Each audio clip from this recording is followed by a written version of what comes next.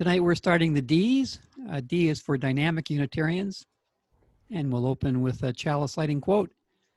Chase after the truth like all hell and you'll free yourself, even though you never touch its coattails. Clarence Darrow. So as usual, don't worry if this is your first talk, although I don't think it is for anybody, because each talk stands on its own. And today we're starting with arts and literature, and I believe we will also have time for science, but not for government. I know it's shown unshaded there, but we're making the talks a little shorter nowadays. Our first arts and literature guy is William Drennan, born way back in 1754. William was an Irish poet, physician, and political radical. His father, Reverend Thomas Drennan, was the man who brought Unitarianism to his non-subscribing Belfast congregation. William was a nationalist who tried his unsuccessful best to unite Irish Presbyterians, Anglicans, and Catholics in a political party for Irish Home Rule, the Society of United Irishmen. This is their crest and their flag.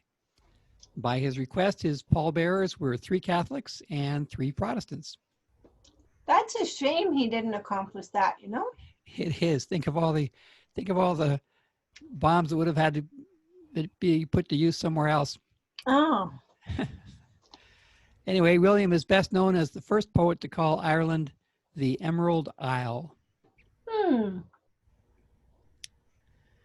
William Hamilton Drummond was another Irish poet and a translator of ancient Celtic literature.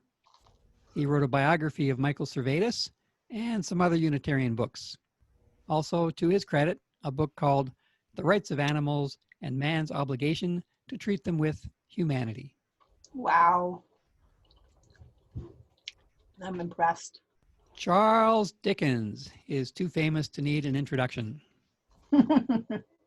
Charles came by his strong social conscience firsthand.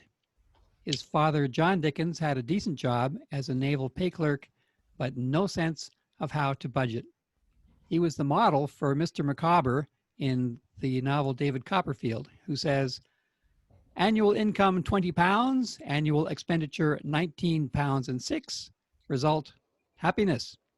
Annual income £20, annual expenditure £20 not and 6, result misery. John was sent to a debtor's prison when Charles was 12, and Charles worked for a year under harsh conditions at a shoe polish factory. His father was released when a relative died and left them money. He got a naval pension and took a job as a reporter. However, the newspaper failed when Charles was 15, and the family was evicted from their home. In his teens, Charles took work at a barrister's clerk, like Bob Cratchit. He was also a news reporter and sold short stories to magazines under the pen name Boz. At age 24, a magazine asked him to write a serialized novel, The Pickwick Papers. Now, that was not the usual way to publish novels at the time, but thanks to Charles's success, it became the usual Victorian way. After the 4th issue, with the introduction of Cockney servant Sam Weller as a comic foil to Mr. Pickwick, like Sancho Panza to Don Quixote, the story became a sensation, and Charles became famous. Charles followed up immediately with Oliver Twist. He wrote A Christmas Carol at age 31, and the almost autobiographical David Copperfield at 38, and The Tale of Two Cities and Great Expectations in his late 40s, and other favorites, all still in print. There were 3 loves in his life.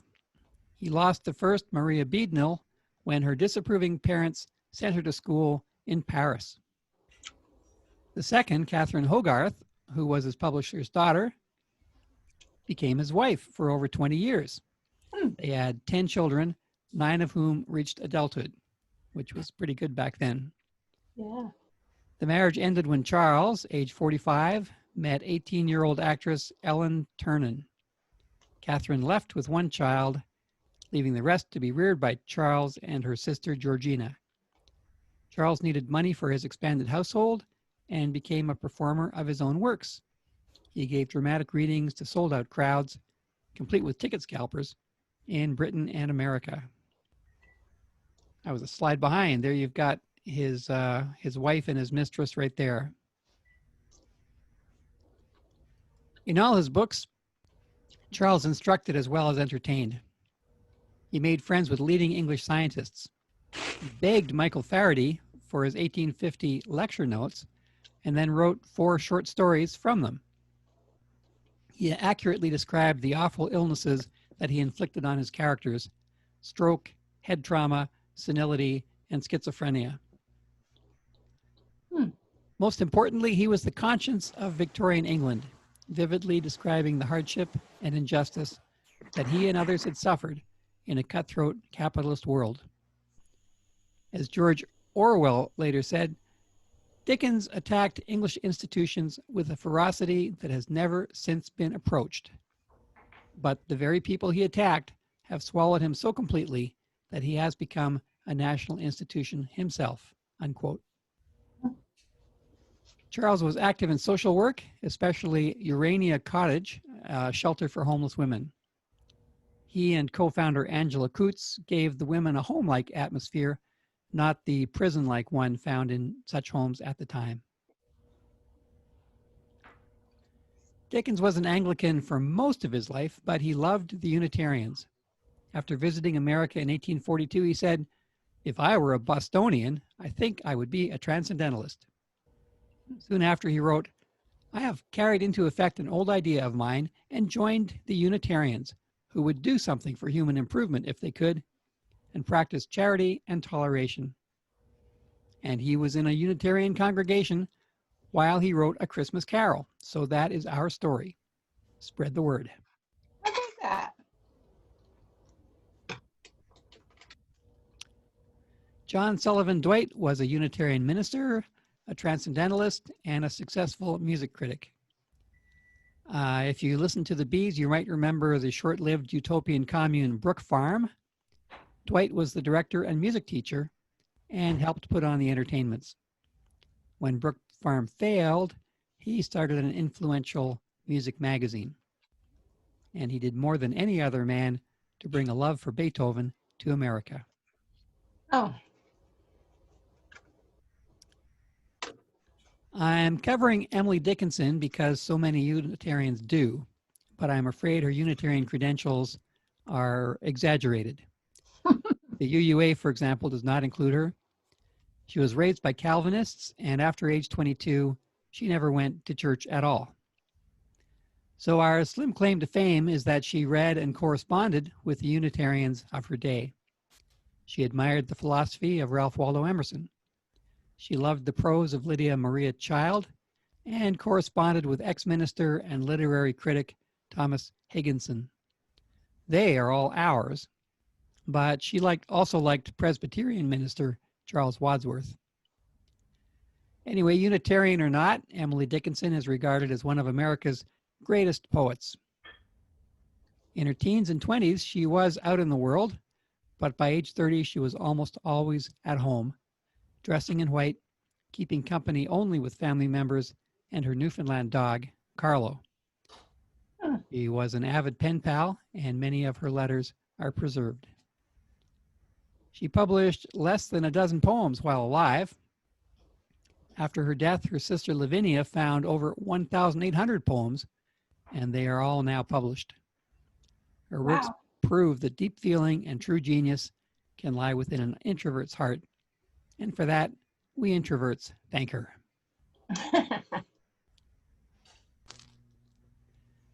Edwin Durning-Lawrence. So I'm going to be rude about Sir Edwin. He shows that not knighthood, nor a law degree, nor Unitarianism can necessarily save you from being some kinds of fool. Sir Edwin is best known for promoting the groundless and eccentric claim, first leveled by American writer Delia Salter Bacon, that Francis Bacon wrote the plays of William Shakespeare. oh. As a useful byproduct, he created an excellent collection on Bacon, Shakespeare, and Daniel Defoe, which is now owned by London University. And he and his brother James contributed half the funds to rebuild Essex Street Chapel, which was the headquarters, well, it is the headquarters of British Unitarianism.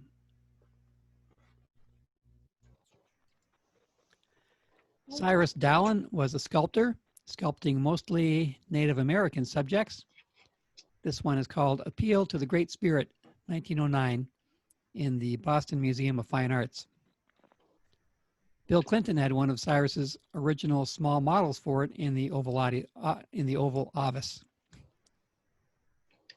And here Cyrus is working on the model for his Boston statue of Paul Revere.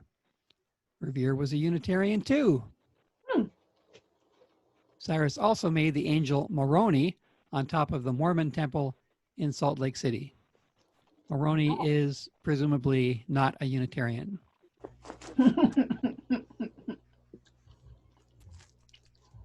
Mabel Wheeler Daniels studied music at Radcliffe and in Germany. She became a teacher, conductor, and composer of choral music. She was head of the music department at Simmons College and held honorary degrees from Boston University and Tufts University. Andy Devine is best known for playing whiny-voiced cowboy sidekicks. He was Jingles to Hopalong Cassidy, gee, Hopalong, on radio and TV, and he was Cookie to Roy Rogers in the movies. If you listen to 1950s radio dramas on Sirius XM radio, you sometimes hear the old announcers describing this very cereal box, Sugar Pops, with Andy on the cover aiming his six-shooter in not a particularly menacing manner. Andy was a pilot and owned a flight school which trained pilots for the U.S. government during World War II. Andy did lots of other work. He appeared in 172 movies and 12 TV shows. He was a regular on The Jack Benny Show. And he played the frightened marshal in my own favorite Western, The Man Who Shot Liberty Valance. He continued in movies, TV, and voice work into the 1970s.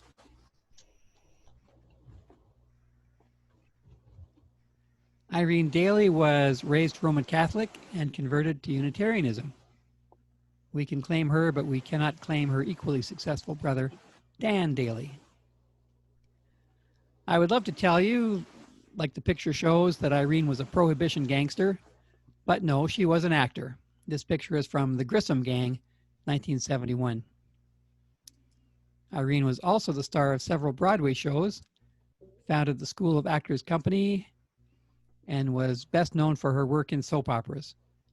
She was Pamela Stewart on The Edge of Night, 1969 to 74, and Liz Matthews on Another World, 74 to 93. She won an Emmy in 1979. 74 to 93. Patty Duke is another questionable inclusion in the show. She's listed as UU by the UU Church in Cherry Hill, New Jersey, but I have not been able to confirm it elsewhere. Maybe I should give those guys a phone call sometime and see where they came up with it. Her adult son, Sean, says she, quote unquote, probably identified most as Catholic. Her funeral was held in a non-denominational Christian church. But you know she has a great story, so here it is anyway. Anna Maria Duke, stage name Patty Duke, was a child actor who spent her life in show business. She was raised Catholic, switched to Christian Scientist, and then, apparently, to Unitarianism. Patty shot to stardom in 1963, winning an Academy Award as Helen Keller in The Miracle Worker. She performed the role on stage before making the movie, and she met 81-year-old Helen Keller in 1961. Just on a tangent, off topic, I considered putting Helen Keller in the show too. Helen was a Swedenborgian, and Swedenborgianism is a non-Trinitarian Christian faith. But even though I claim ancient and Reformation Unitarians in these talks, I've decided that Emanuel Swedenborg and his followers are entitled to be their own thing. For the record, though, other famous Swedenborgians included Johnny Appleseed, who was a real person, English poet William Blake, and Al-Anon co-founder Lois W. W is for Wilson, but she went by W.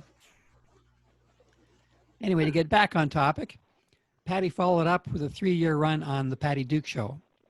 She played sophisticated Kathy Lane and down-to-earth Patty Lane, who, according to the plot, were identical cousins. I, for one, can still sing the theme song. The show had a bizarre parallel with Patty's real life.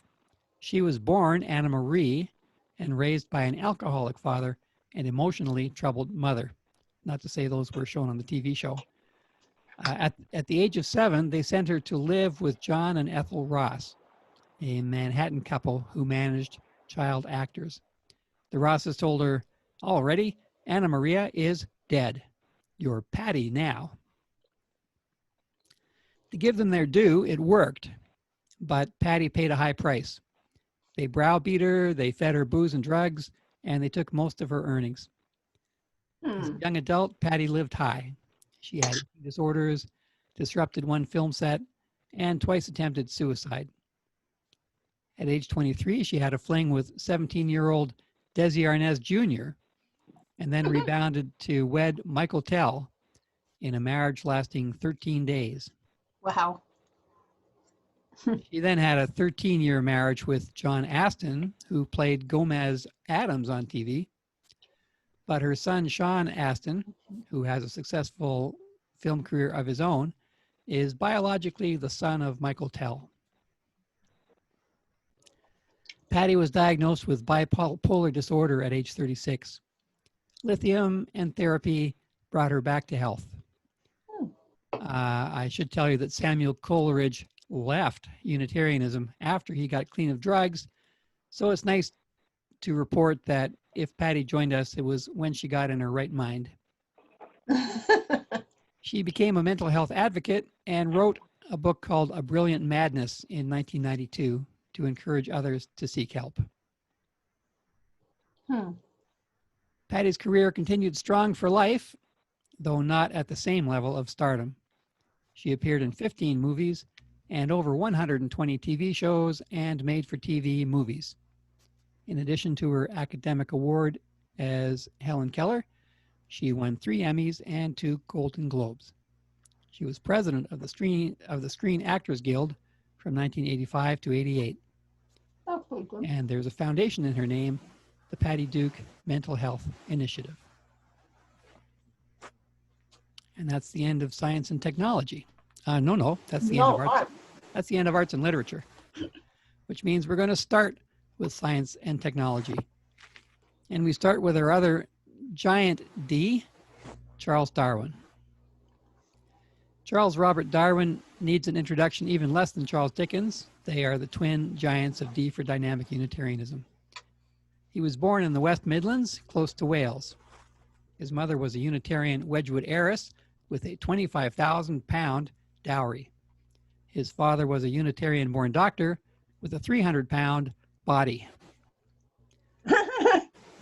By the time Charles was born, his father was a freethinker, an agnostic who rejected dogma and based his life on empirical experience. To keep his career options open, though, baby Charles was baptized as an Anglican. After all, in England in 1809, it was still blasphemy to say that God was not a Trinity. But Charles went to Unitarian chapel with his mother. He attended a Unitarian day school and grew up to marry a Unitarian cousin. So I am very comfortable to claim him as Unitarian raised. As a teenager, he collected plants, minerals, beetles, and especially birds. Being a 19th century kind of guy, he loved to watch birds, but also hunted them. Even though he studied medicine at Edinburgh and the classics at Cambridge, his loves were always geology and biology. He jumped at an offer to join a 5-year expedition as naturalist on the survey ship, the Beagle. Charles had a wonderful time on the Beagle. He is most famous for visiting the Galapagos Islands. He later used its finches and tortoises as prime examples of natural selection. But a different detail from his journal sticks in my mind. Marine iguanas can be nearly a meter in length. Charles used to pick them up by one front leg and one back leg, swing them around, and fling them into the water. Charles was doing science.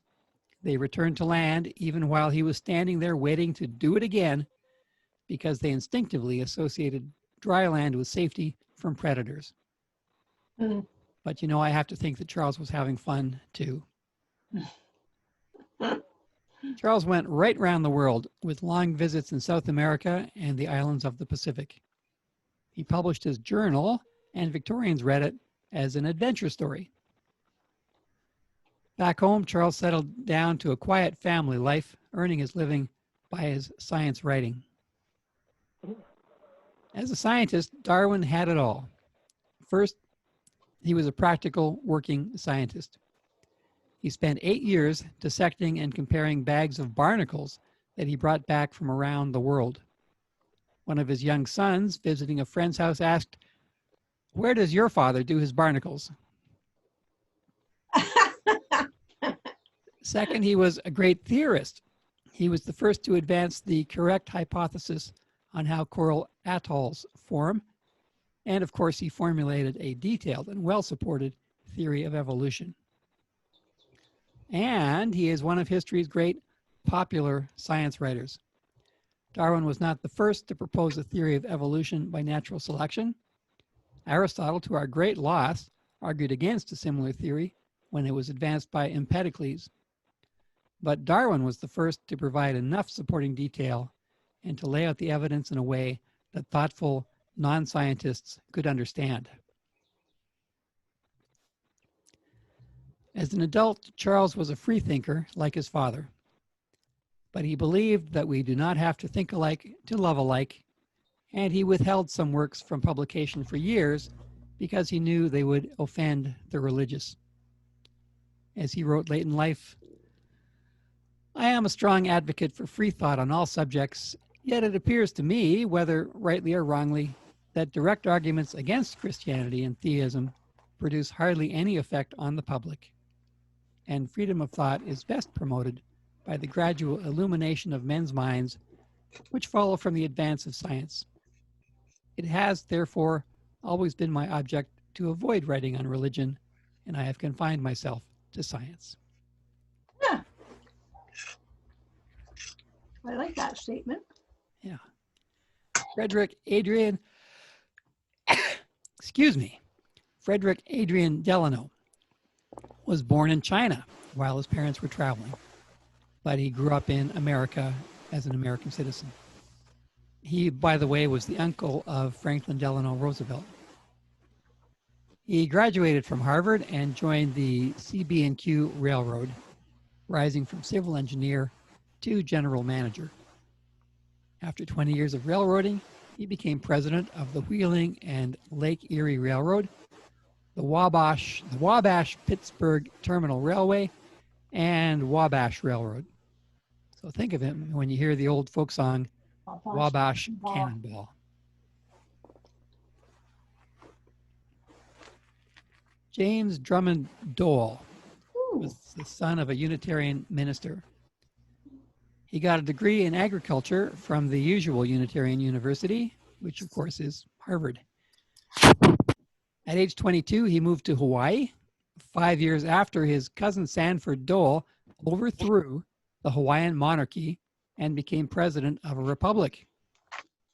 Sanford was busy trying to get annexed by the United States, mostly to avoid paying tariffs on fruit imports. James tried different crops before settling on pineapples. He was a top-notch businessman. He was the first to mechanize canned pineapples. In 1907, he developed what's been called America's first nationwide ad campaign. Sorry to say, he was a typical ruthless turn-of-the-century capitalist. He exploited plantation labor, and lowered prices to drive competitors out of business. By 1922, his company owned the whole island of Lanai, plus many farms on Maui. If I ever do a show on Unitarian rogues and villains, I guess he qualifies. Ah, James also sponsored the 1927 Dole Air Derby from California to Hawaii. Lindbergh had recently crossed the Atlantic, and a military airplane named Bird of Paradise had flown from California to Hawaii, so Dole thought it would be safe. But it wasn't. The Derby was held a couple of years too soon. First place did finish and win $25,000. Second place finished and won $10,000. Third place landed on the wrong island, and the other 8 planes crashed before or during the race, and almost everyone died. I will give the last word to James's wife, who quoted from Hamlet for his epitaph. He was a man, take him for all in all. I shall not look upon his like again.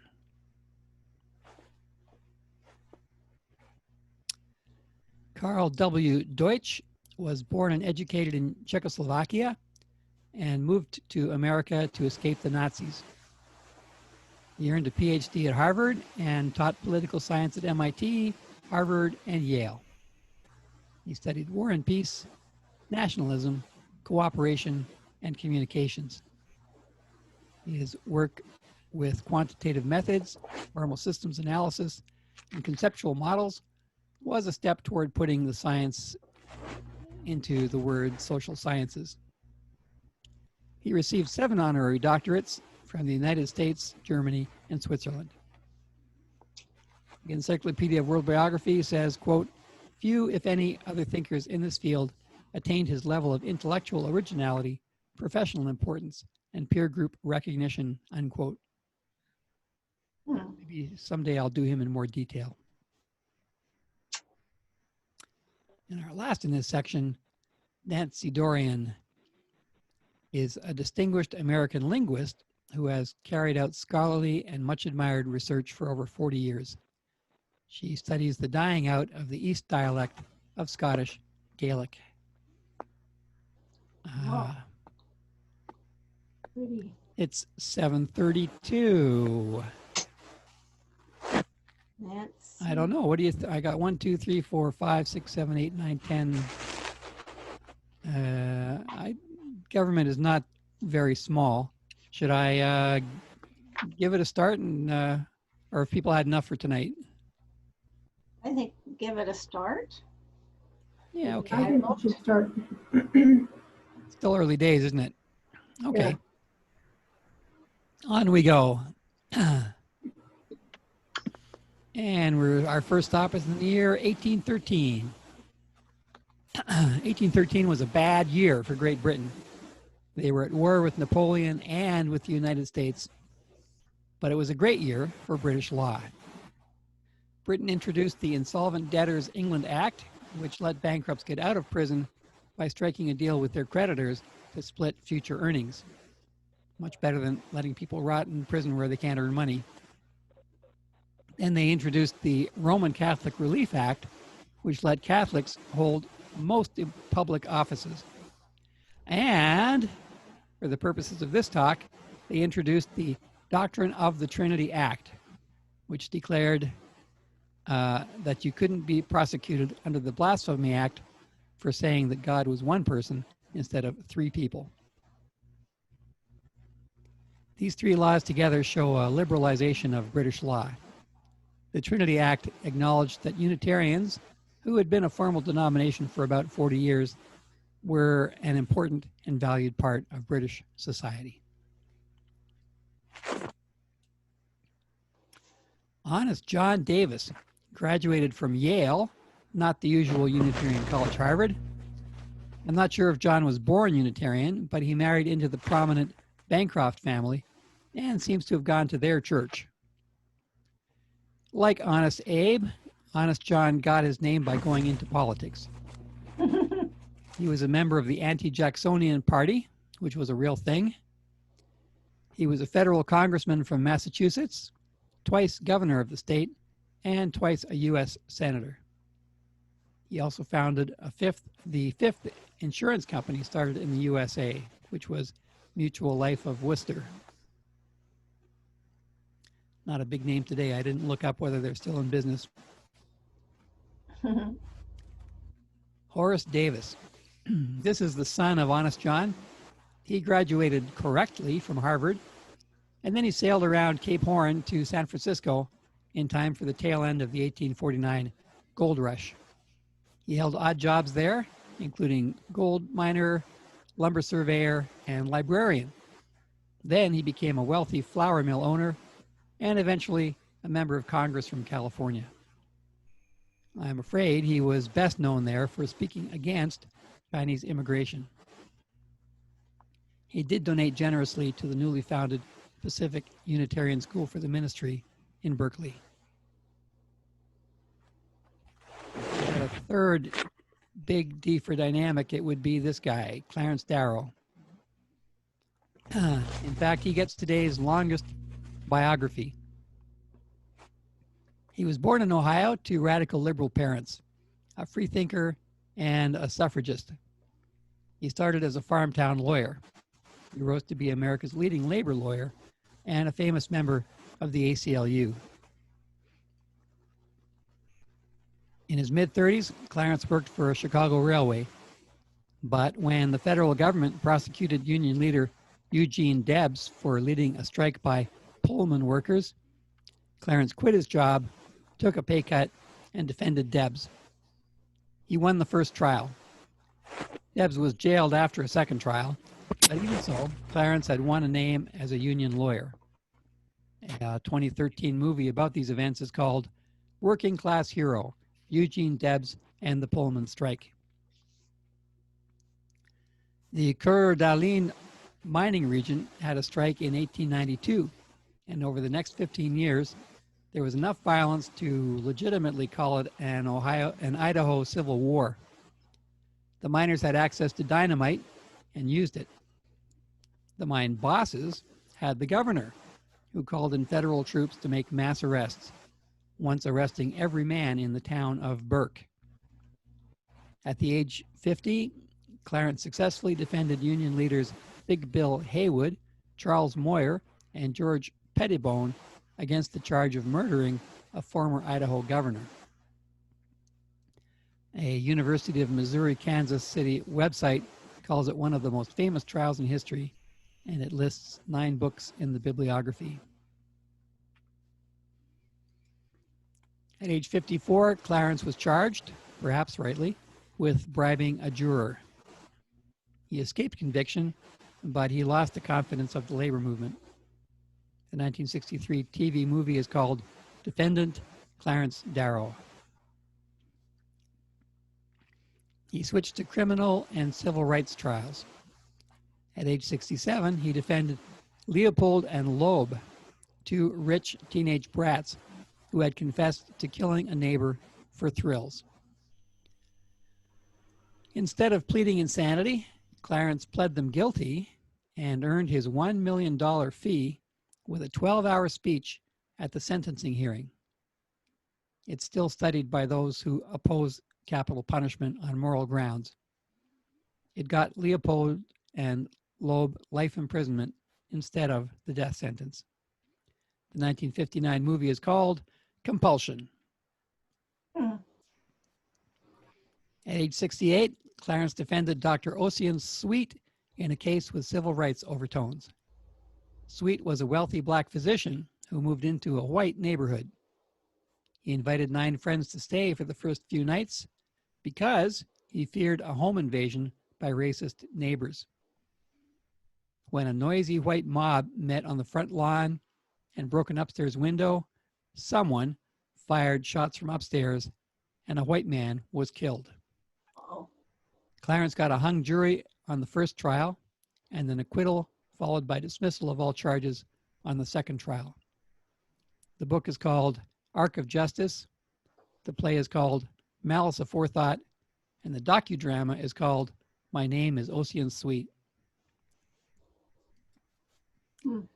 Despite all that social justice work, Clarence is most famous for the Scopes monkey trial. In 1925, a substitute high school teacher named John Scopes agreed to deliberately incriminate himself in the crime of teaching human evolution in Tennessee. The trial was really a publicity stunt put on by the town of Dayton, Tennessee, with a high-powered prosecutor and a high-powered defense lawyer already lined up for the debate even before a defendant was found. William Jennings Bryan, former Secretary of State and three-time presidential candidate, argued for Tennessee and the biblical account of creation. Clarence argued for Scopes and evolution. Darrow called Bryan to the witness stand, where, in the opinion of the nation's journalists, he showed Bryan to be ignorant of the facts and the holder of indefensible positions. Now, the judge expunged Bryan's remarks from the record as irrelevant, which they were to the trial, but not to history. As Clarence intended all along, the judge found Scopes guilty and fined him $100. You see, Scopes and Darrow wanted to repeat the show on appeal at the Tennessee Supreme Court, where they had a chance of changing the law. But that court dismissed the charges on a technicality, saying that the jury, not the judge, should have set the fine. And that ended the matter. The 1960 movie with Spencer Tracy is called Inherit the Wind. The popular biographies are Clarence Darrow for the defense and Clarence Darrow, attorney for the damned.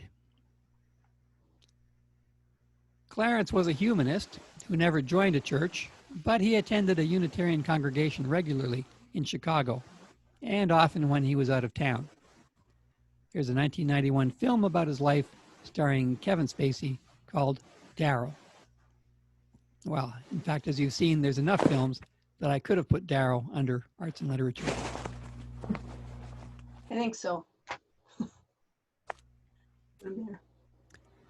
Paul Howard Douglas was an economist, a social activist, and a United States Senator from Illinois.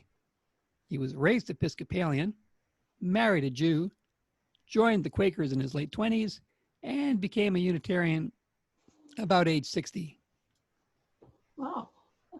His party allegiance was as flexible as his religion, but his principles and his honesty were not. At different times, he ran as a Republican, a Democrat, an independent, and for the Socialist Farmer Labor Party. He kept photos of 6 heroes on his office wall. John Altgeld, who was the Democrat governor of Illinois, who pardoned the Haymarket rioters.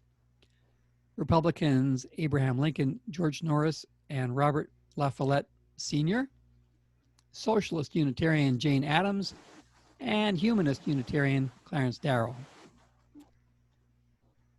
Despite being a pacifist Quaker and 50 years old, Paul joined the Marines after Pearl Harbor and saw action in Okinawa.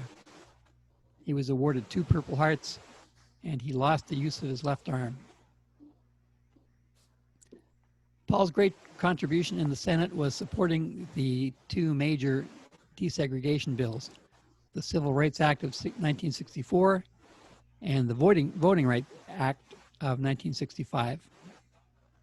He helped ensure that those bills had teeth in the southern states. The Civil Rights Act is enforced by the federal Department of Justice, and the Voting Rights Act is enforced by federal marshals and registers. Paul disclosed his assets and income and returned all gifts before the law required senators to do so. His lectures at Harvard on ethics in government laid a foundation for ethics legislation. He introduced a truth in lending bill to make banks disclose their interest rates in a consistent and understandable way. That bill was stalled for many years by the banking lobby. It's almost as if they had something to hide, but it passed in the end. Paul was an early environmentalist, leading the effort to establish the Indiana Dunes State Park to prevent pollution by nearby steel mills. Paul Douglas's second wife, Emily Taft Douglas, was also political. From 1945 to 47, she was a congressional member at large for Illinois. William Dennison, I don't know this guy, but I'm betting some of you do.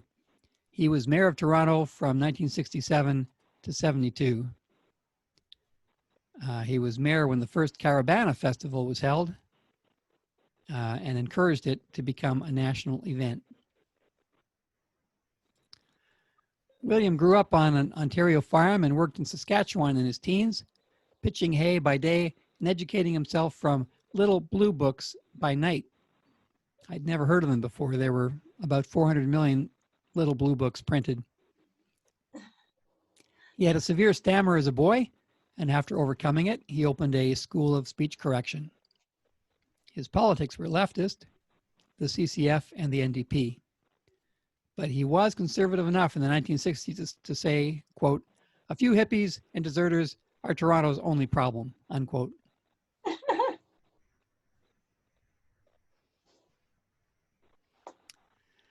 Russell Dern was a politician for Manitoba's NDP and a member of Ed Schreier's cabinet from 1969 to 77, serving as Minister for Public Works. Although young, Russell was in the conservative wing of the NDP. He ended up resigning over his position of French language support. I am for full French support in Manitoba, as I think the history of the province justifies it. Russell was against it as being too expensive to justify the benefits. I read a bit of his talk on the issue, and he did at least have a nuanced view. Sorry to say, Russell went off his antidepressant meds and committed suicide. Wikipedia lists 10 Canadian politicians who have done so. You know, I can't really decide if that's a lot or not. It's in line with the 147 American political suicides. They seem to come equally from all parties and from all parts of Canada.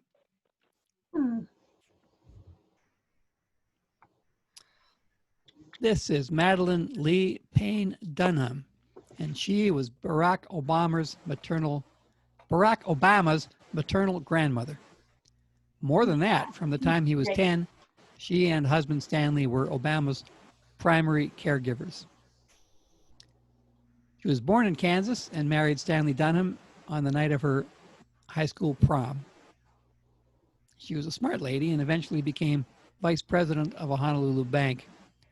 Both Obama and her co-workers describe her as a tough, no-nonsense woman. Madeleine's daughter, Stanley Ann Dunham, was born in 1942. While taking a Russian class, Ann met a Kenyan student named Barack Obama. That's Barack Sr. She married him at age 18. And she was 3 months pregnant with the second Barack Obama on her wedding day. And although Ann didn't know it at the time, she was Barack Sr.'s second wife. The first wife, also pregnant, was at home in Kenya. Madeleine and Stanley disapproved, especially after they got a rude letter from the groom's father, Hussein Obama, saying he didn't want, quote, the Obama blood sullied by a white woman, unquote. How's that working out for you, Grandfather Obama? The marriage didn't last, and Anne moved to Indonesia, where she remarried, working in anthropology, and arranged microcredit loans to local business women. Barack lived in Indonesia for a while, but from age 10, he lived in Honolulu with Madeleine and Stanley. He called Madeleine Toot, short for tutu, the Hawaiian word for granny. Sadly, Madeleine died just 2 days before Barack was elected president. My daughter reminds me that I should tie these talks back to our Unitarian principles. I do see a message in these biographies, and despite a few exceptions, I think it comes through loud and clear. Unitarianism and exceptional people are good for each other. One of the things I see in these biographies is people's conversion stories. There are two stories that I see again and again. The first story goes, my old religion asked me to believe things that didn't make sense to my mind, and Unitarianism encouraged me to be rational. The second story goes, my old religion said that poor people don't deserve our help, or that God dooms most people to eternal pain, and my heart does not accept that. Now, Unitarianism is by no means the only religion doing good things in the world, but it has been a nurturing refuge for many. It has been self-selected by people whose hearts and minds needed more. As we teach our children, this is the church of the open mind, the loving heart, and the helping hands. Together we care for the earth and work for friendship and peace in our world.